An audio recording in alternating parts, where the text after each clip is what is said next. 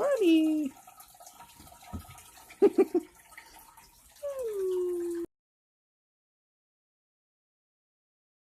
Alright, so continue about why you don't wreck us? So first introduce yourself.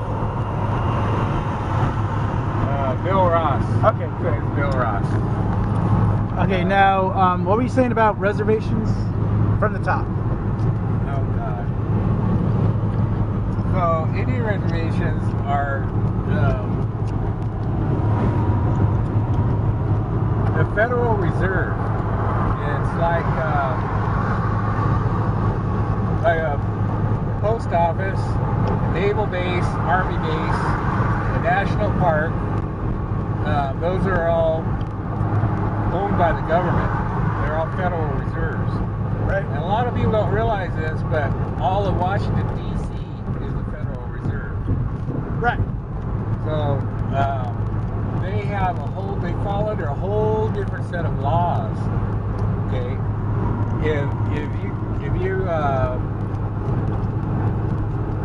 whatever get crossways of the law somehow on an Indian reservation, yeah, you fall under federal law.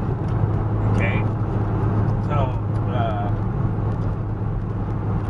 they make a federal case out of it. Yeah, literally. Yeah, I like it. Good. Yeah, so basically, so that's how it works. The Indians don't own the land. Right.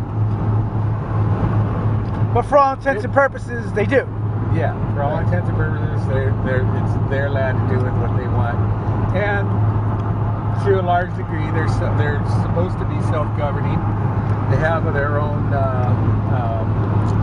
government. They have their own court systems. A lot of them have their own court systems. And but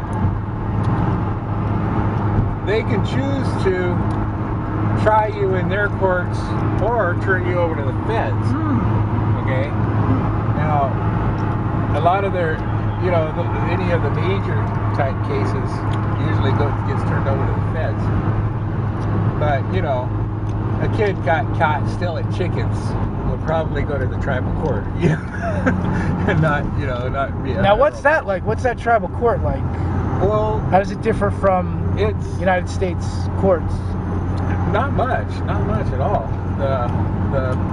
I mean, the setup of it, judge, jury, prosecution, all that. Yeah, all that. And the people who run it and the people who prosecute, try cases and whatnot have done the whole. They've done been through law school, Right. They've been lawyers in the other parts of the world and stuff. And the judges are real judges. So, that's one of the things that a lot of people don't understand about the Native Indian reservations too. So they have their tribal governments,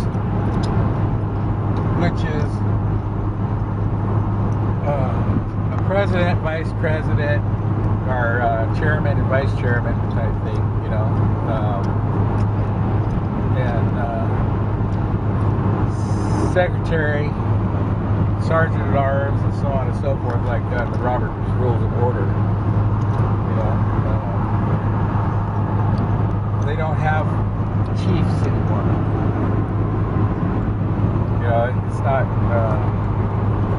It's not set up in the Indian way anymore, hardly. It's mostly the democratic way, which I think is bullshit. The whole thing is just bullshit, we've lost so much of our ways, that sure. And then you got the guys. But besides the judicial, has capitalism? I mean, how much has capitalism infiltrated the tribes? Well, that's what I was just about to start talking about, the divisions. Okay, there are so many different divisions and schisms in the native schisms. Okay. Yeah, in the reservations and the tribes. Okay, in one tribe, okay, in reservation to reservation, tribe to tribe, me as an outsider, I can see it way more than the people who are living in it. You know, it's more apparent to me, maybe. Okay, you have the traditionals and the non-traditionals. Okay, you have the drinkers and the non-drinkers. You have the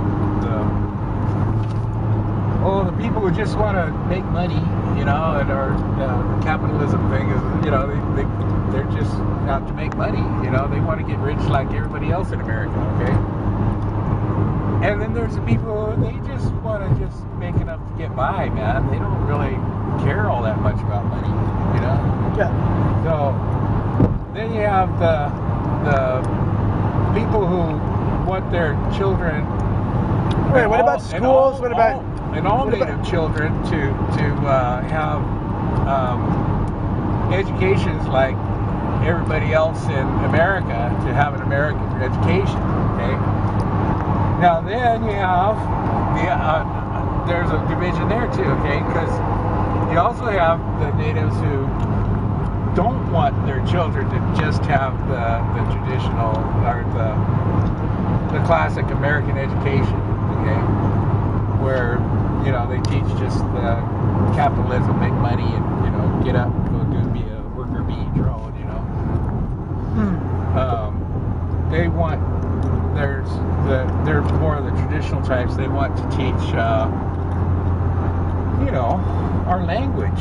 They want to teach our some of our traditional heritage and arts, ways of living and stuff to the children. So all these different divisions,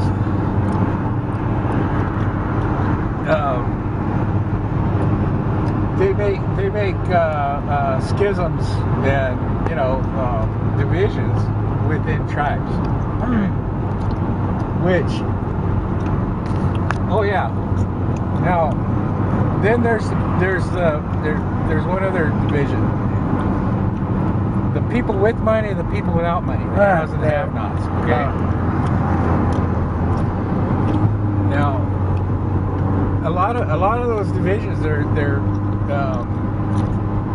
they coincide one with the other. Okay. The people who have money are usually non-traditionals.